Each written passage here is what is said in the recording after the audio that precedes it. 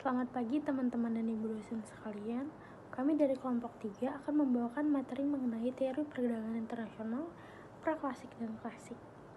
Nah, sebelum memulai presentasi kami, ada baiknya kita akan memperkenalkan anggota kelompok terlebih dahulu. Yang pertama ada Lia Ratna Dewi dengan NIM akhir 077 dengan nomor absen 9. Lalu ada Christine Anastasia dengan NIM akhir 086 dengan nomor absen 10. Lalu ada Wilda Tesalonika dengan NIM akhir 093 nomor absen 11. Dan yang terakhir ada saya sendiri, Kristi Selistia Daulay dengan NIM akhir 095 dengan nomor absen 12. Adapun topik pembahasan kami yaitu teori perdagangan internasional dan studi kasus. Dalam teori perdagangan internasional ini kami akan membahas teori praklasik, yaitu teori merkantilisme. Yang kami akan jabarkan adalah pengertian dan perkembangannya dan ide pokoknya.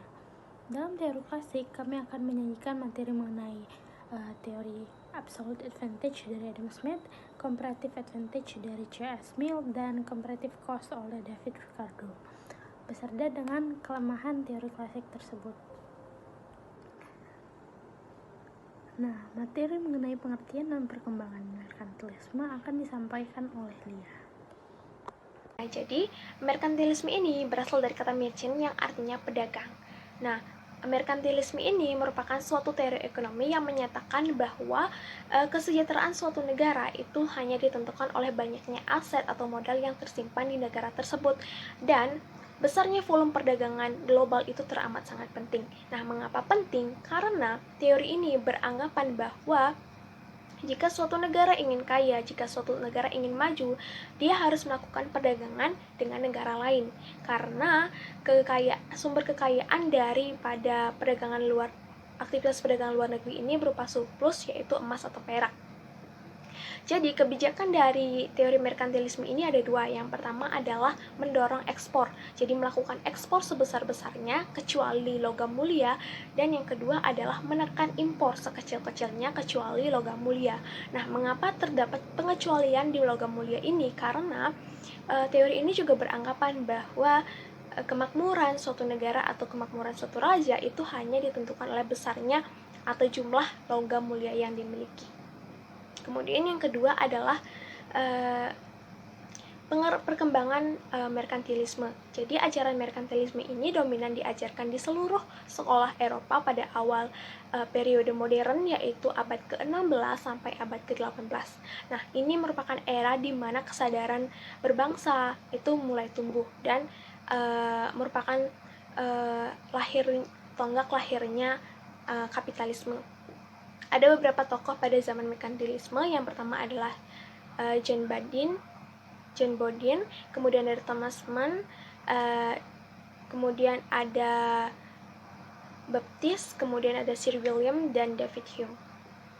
Kemudian dalam perkembangannya ternyata teori merkantilisme ini tidak pas untuk diterapkan. Karena apa? Karena 3 alasan. Yang pertama adalah kegiatan komersial atau kegiatan ekonomi itu tidak bersifat zero sum game. Yang kemudian kedua adalah kebebasan dalam mengembangkan usaha. Jadi pengusaha atau produsen itu berkebebasan untuk melakukan penawaran inovasi barang tergantung dengan penawaran atau permintaan di pasar. Kemudian yang ketiga adalah kebebasan melakukan kegiatan ekonomi. Ini datang dari kaum kelas menengah, itu bahwa semua orang itu berhak dan bebas melakukan kegiatan ekonomi sesuai dengan kebutuhannya. Oke, selanjutnya ada kritik terhadap teori merkantilisme. Yang pertama adalah dari David Hume, di mana dengan naiknya surplus neraca pembayaran atau ekspor lebih besar daripada impor, atau ketika logam mulia meningkat, itu akan menyebabkan MS atau money supply. Kemudian money supply ini akan meningkatkan money supply yang meningkat itu akan menyebabkan inflasi yang tinggi dalam negeri. Nah, inflasi yang tinggi itu akan menyebabkan PX naik sehingga QX akan turun. Akibatnya jumlah ekspor itu lebih kecil daripada impor, yang kemudian logam mulia akan menurun. Nah, kemudian yang kedua adalah teori merkantilisme ini juga mendapat kritik dari Adam Smith. Jadi Adam Smith ini menekankan bahwa kemakmuran suatu negara atau kemakmuran suatu raja itu tidak ditentukan oleh berapa banyak jumlah emas yang dimiliki, tetapi ukuran kemakmuran suatu negara itu diukur atau ditentukan oleh besarnya GDP atau Gross Domestic Product. Adalah ide pokok merkantilisme. Beberapa ide pokok yang terkandung dalam merkantilisme yaitu sebagai berikut. Yang pertama, emas dan perak. Yang kedua, negara harus mampu mendorong kegiatan ekspor dan memupuk kekayaan dengan jalan merugikan negara lain. Yang ketiga, dalam kebijakan ekspor-impor. Yang keempat, kolonisasi dan monopolisasi perdagangan. Adanya penentangan atas bea, pajak, dan restriksi internal terhadap mobilitas barang. Penguatan pemerintah pusat untuk menjamin kebijakan merkantilisme dapat berjalan sebagaimana mestinya dan pertumbuhan penduduk yang tinggi disertai sumber daya manusia yang tinggi. Selanjutnya yaitu teori keunggulan mutlak. Teori keunggulan mutlak merupakan teori kedua yang menjadi dasar dari perdagangan internasional. Karena sebuah negara melakukan perdagangan internasional, maka negara tersebut dapat memenuhi kebutuhan serta mendapatkan keuntungan. Yang selanjutnya yaitu pengertian teori keunggulan mutlak. Adam Smith juga menyatakan bahwa kemakmuran dari sebuah negara tidak bisa ditentukan dari banyaknya logam yang dimiliki. Tetapi kemakmuran sebuah negara dapat dilihat dari besarnya pendapatan yang ada dalam bentuk GDP atau Gross Domestic Product serta sumbangan perdagangan luar negeri yang dapat mempengaruhi pembentukan GDP. Konsep teori keunggulan mutlak. Teori ini mengalami perkembangan hingga masuk ke pemikiran ekonomi internasional. Beberapa aspek yang menerima teori ini seperti pembagian kerja, spesialisasi produk, serta efisiensi produk yang ada dalam ekonomi internasional. Yang pertama adalah pembagian kerja. Hal ini memiliki kaitan dengan jumlah waktu kerja pada suatu kegiatan produksi. Yang kedua yaitu spesialisasi jenis barang yang ada pada proses produksi yang dapat membuat keuntungan bertambah dari produksi yang ada di dalam negeri. Selanjutnya adalah ide pokok dari teori keunggulan mutlak. Menurut Venantia Sri Hadirianti, dalam bukunya yang berjudul Langkah Awal Memahami Hukum Perdagangan Internasional, dijelaskan dua ide pokok, yaitu pembagian kerja pada menghasilkan jenis barang dan spesialisasi serta efisiensi produksi. Lalu hubungan teori keunggulan mutlak dengan perdagangan internasional. Dengan semakin besarnya jumlah barang yang diproduksi, maka keuntungan dari perdagangan barang yang dilakukan juga semakin besar dan bernilai mutlak, sehingga mendapatkan keuntungan yang besar. Selanjutnya yaitu mekanisme dari teori keunggulan mutlak. Teori ini digunakan sebuah negara pada umumnya karena secara mutlak teori ini digunakan untuk memproduksi produk atau akomodasi sering berhasil untuk menghasilkan barang dengan biaya produksi yang jauh lebih murah. Yang kedua yaitu mempunyai keunggulan mutlak dibandingkan negara lain karena dapat berupa barang dan jasa. Teori keunggulan mutlak memiliki beberapa asumsi pokok. Yang pertama adalah faktor produksi yang digunakan hanya berupa tenaga kerja saja. Yang kedua, kualitas barang yang dibuat oleh kedua negara memiliki nilai yang sama. Yang ketiga, pertukaran dilakukan dengan proses barter atau tanpa adanya penggunaan uang. Yang keempat yaitu biaya transport pada pertukaran dilakukan ditiadakan. Contoh sederhana dari teori keunggulan mutlak. Ketika kita memiliki kemampuan membuat kue coklat dan mampu membuatnya dalam 10.000 dan menghasilkan 10 kue coklat, sedangkan teman kita memiliki kemampuan membuat kue stroberi dan dengan modal 10.000 dan menghasilkan 5 kue stroberi. Kesimpulannya adalah jika kedua kue tersebut memiliki kualitas yang sama dan dapat ditukarkan antara satu sama lain, maka kita akan mendapatkan keuntungan berupa 2 kali lipat dari pertukaran atau perdagangan yang terjadi. Yang selanjutnya adalah perbedaan teori keunggulan mutlak dengan teori komparatif. Perbedaan dari kedua teori ini terletak pada bagaimana mengukur keunggulan yang ada pada sebuah negara saja, di mana teori keunggulan mutlak menekankan pada biaya absolut, sedangkan teori keunggulan komparatif lebih menekankan pada biaya relatif pada proses produksi sebuah barang. Di sini saya akan memaparkan video mengenai teori keunggulan komparatif oleh John Stuart Mill. Nah, teori ini menyatakan bahwa semakin banyak tenaga kerja yang digunakan untuk memproduksi suatu barang, maka semakin mahal barang tersebut. teori ini merupakan penyempurnaan dari teori absolute advantage dari Adam Smith, dan di sini J.S. Mill itu beranggapan bahwa suatu negara akan mengkhususkan diri pada ekspor barang tertentu bila negara tersebut memiliki keunggulan komparatif, dan akan mengkhususkan melakukan impor bila negara tersebut memiliki kerugian komparatif. Bisa kita lihat pada gambar bahwa ada dua negara yang melakukan produksi gandum dan pakaian. Nah, jika dilihat dari gambar dan teori absolute advantage, maka tidak akan terjadi perdagangan antara Amerika dan Inggris karena absolute advantage-nya dimiliki hanya oleh Amerika Serikat. Tetapi J.S. Mill menyatakan hal yang berbeda. Dapat kita lihat di slide. Oleh karena itu, perdagangan akan timbul antara Amerika dengan Inggris, yakni Amerika akan berspesialisasi pada produksi gandum dan menukarkan sebagian gandumnya pada pakaian dari Inggris. Nah, apabila nilai tukar dalam perdagangan itu sama dengan harga di dalam negeri, maka keuntungan karena perdagangan tersebut hanya ada di satu negara saja. Demikian, maka teori comparative advantage oleh Baik, materi selanjutnya itu tentang teori keunggulan komparatif dari David Ricardo. Menurut teori Ricardo, tentang perdagangan internasional adalah teorinya tentang nilai atau value. Nah, menurut beliau, nilai atau value sesuatu barang tergantung dari banyaknya tenaga kerja yang dicurahkan untuk memproduksi barang tersebut atau labor cost value theory. Perdagangan antara negara akan timbul apabila masing-masing negara memiliki comparative cost yang terkecil. Nah, sebagai contoh, yang teman-teman bisa lihat di layar, untuk memproduksi satu botol anggur itu memerlukan 3 hari kerja, dan untuk pakaian 1 yard memerlukan 4 hari kerja. Untuk di Inggris, untuk memproduksi satu botol anggur memerlukan 6 hari kerja, dan untuk pakaian memerlukan 5 hari kerja. Nah, karena itu, besarnya comparative cost adalah untuk Portugis, untuk di anggur, itu 3/6 lebih kecil dari 4/5 atau 3/4 lebih kecil dari 6/5. Nah, untuk Inggris, untuk produksi pakaiannya, 5/4 lebih besar daripada 6/3, untuk 5/6 lebih kecil dari 4/3. Dalam hal ini, produksi akan berspesialisasi pada produksi anggur, sedangkan Inggris pada produksi pakaian. Pada nilai tukar satu botol anggur sama dengan 1 yard pakaian, maka Portugis akan mengorbankan 3 hari kerja untuk 1 yard pakaian, yang kalau diproduksinya sendiri memerlukan waktu 4 hari kerja. Inggris juga akan beruntung dari pertukaran dengan spesialisasi pada produksi pakaian dan ditukar dengan anggur, maka untuk memperoleh satu botol anggur hanya dikorbankan 5 hari kerja, yang kalau produksinya sendiri memerlukan waktu 6 hari kerja.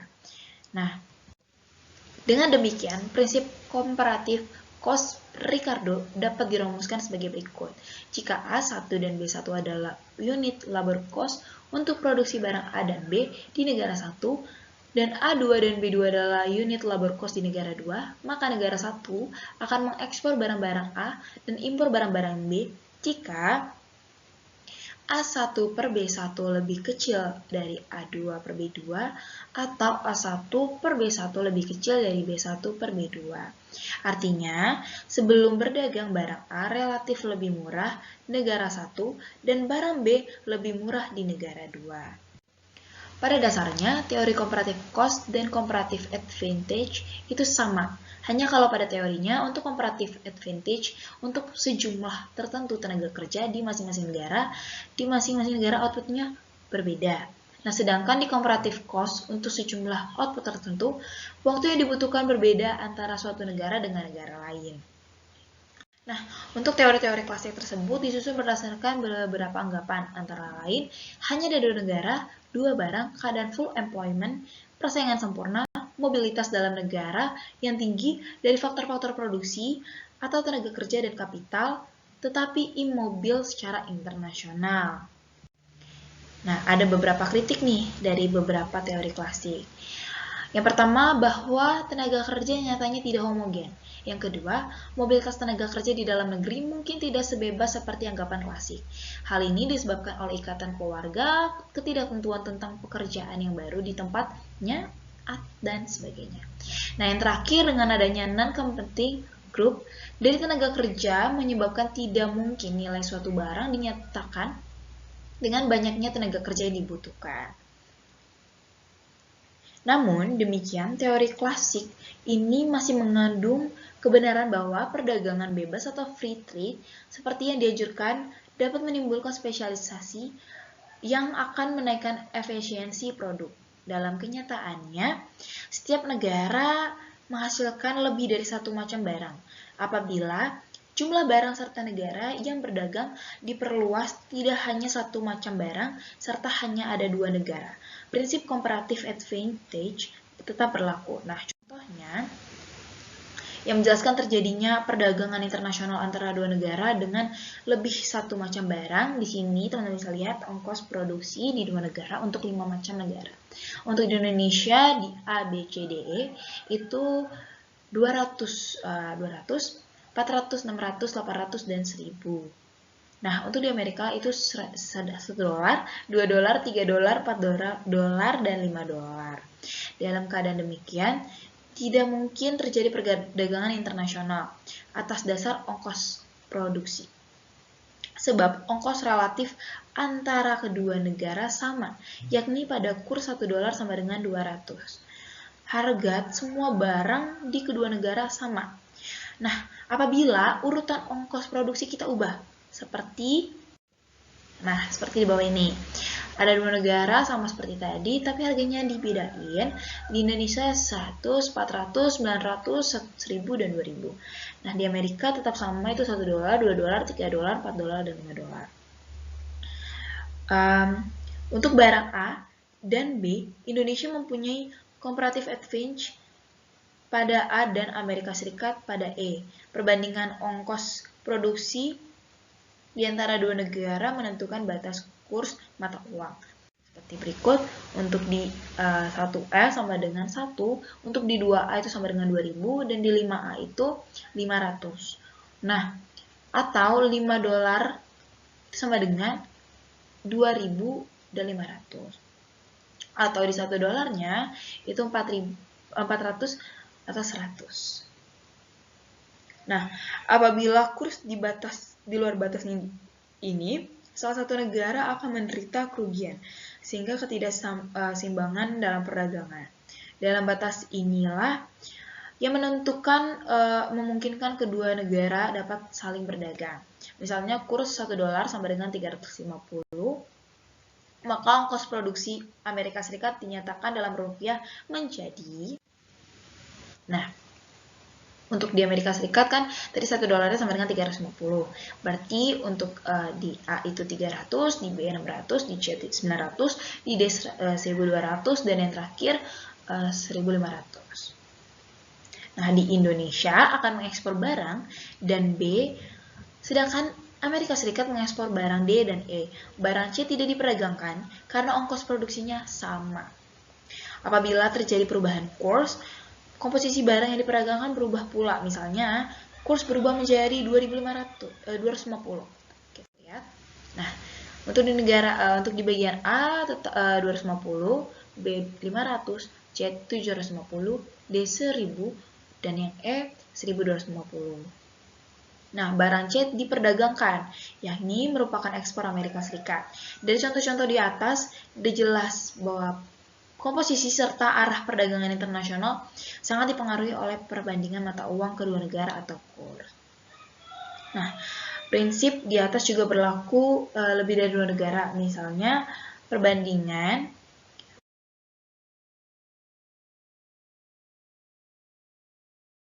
harga barang X dan Y di 5 negara adalah sebagai berikut. Untuk di perbandingan itu, yang A itu 1, B 2, C 3, D 4, dan E 5. Nah, total permintaan dan penawaran menentukan perbandingan harga yang terjadi, yakni antara atau dalam batas negara A dan E. Jika perbandingan harga yang terjadi itu 3, maka negara C tidak akan berdagang. Negara A dan B akan mengekspor X ke negara D dan E untuk ditukarkan dengan barang Y. Urutan atau ranking ini akan selalu berubah di setiap negara sepanjang waktu sehingga comparative advantage-nya dapat berubah. Hal ini dapat disebabkan oleh tersedianya jumlah dan kualitas faktor produksi serta kemajuan teknologi. Nah, analisa keuntungan perdagangan di atas didasarkan pada spesialisasi dan alokasi untuk sejumlah tertentu faktor produksi. Keuntungan demikian sifatnya. Perdagangan internasional tidak hanya mendatangkan keuntungan estatik, tetapi juga dapat bersifat dinamik. Artinya, perdagangan internasional dapat menambah jumlah faktor produksi yang tersedia. Misalnya, karena adanya transfer teknologi serta kepandaian. Di samping itu, perdagangan internasional dapat memperluas pasar sehingga suatu negara dapat menikmati skala produksi yang ekonomis atau economies of scale. Keuntungan perdagangan yang ditimbulkan karena adanya transfer teknologi serta skill economies of scale ini sering disebut keuntungan yang dinamis. Selanjutnya ini adalah teori klasik yang menjelaskan bahwa keuntungan dari perdagangan internasional itu timbul karena adanya comparative advantage yang berbeda antara dua negara. Nah, jika fungsi produksinya sama, maka kebutuhan tenaga kerjanya juga akan sama, nilai produksinya sama sehingga tidak akan terjadi perdagangan internasional. Teori modern mulai dengan anggapan bahwa fungsi produksi itu sama dan menjelaskan faktor penyebab terjadinya perbedaan dalam comparative advantage adalah proporsi pemilikan faktor produksi. Teori ini kemudian dikenal dengan faktor proportion oleh Hacker-Sher dan Ohlin. Sekian pemaparan materi dari saya. Untuk materi selanjutnya akan paparkan oleh rekan saya. Waktu dan tempat dipersilakan. Terima kasih. Selanjutnya saya akan membawakan materi mengenai studi kasus. Nah, dalam studi kasus kali ini kita akan melihat analisis keunggulan komparatif produk cengkeh Indonesia ke negara ASEAN tahun 2015. Nah, cengkeh ini merupakan salah satu komoditi terbesar di Indonesia dan Indonesia merupakan eksportir cengkeh terbesar di dunia. Hal ini membuat komoditi ini merupakan salah satu penyumbang devisa terbesar di Indonesia. Nah, namun selain menjadi eksportir terbesar, ternyata Indonesia juga merupakan importir terbesar cengkeh. Kebutuhan akan cengkeh yang berkualitas tinggi lebih besar karena pabrik kretek yang utama di Indonesia sudah sangat kompetitif dan berusaha menembus pasar internasional. Kita melihat perkembangan ekspor dan impor cengkeh dunia periode 2000 sampai 2015 di gambar. Nah, ketika dilakukan penelitian dengan RTA atau Relative Revealed Comparative Trade Advantage, keunggulan komparatif suatu negara dapat dilihat dari kedua sisi, yaitu ekspor dan impor. Ternyata RTA Indonesia lebih besar dari 0, yang menunjukkan bahwa di tahun-tahun tersebut, produk cengkeh Indonesia memiliki keunggulan komparatif pada sisi ekspor dan impornya. Nilai RTA produk cengkeh Indonesia tertinggi pada tahun 2007, dilanjut dengan negara lain yaitu negara Malaysia dan Singapura. Nah, pada 5 tahun terakhir pula nilai RTA produk cengkeh di Indonesia unggul dibandingkan negara Malaysia dan Singapura tersebut. Demikian presentasi yang dapat kami sampaikan. Mohon maaf jika terjadi banyak kekurangan di kata maupun kalimat. Untuk selanjutnya, jika ada yang mau bertanya, dapat ditanyakan pada kelompok kami dan akan kita bahas pada hari Senin. Terima kasih.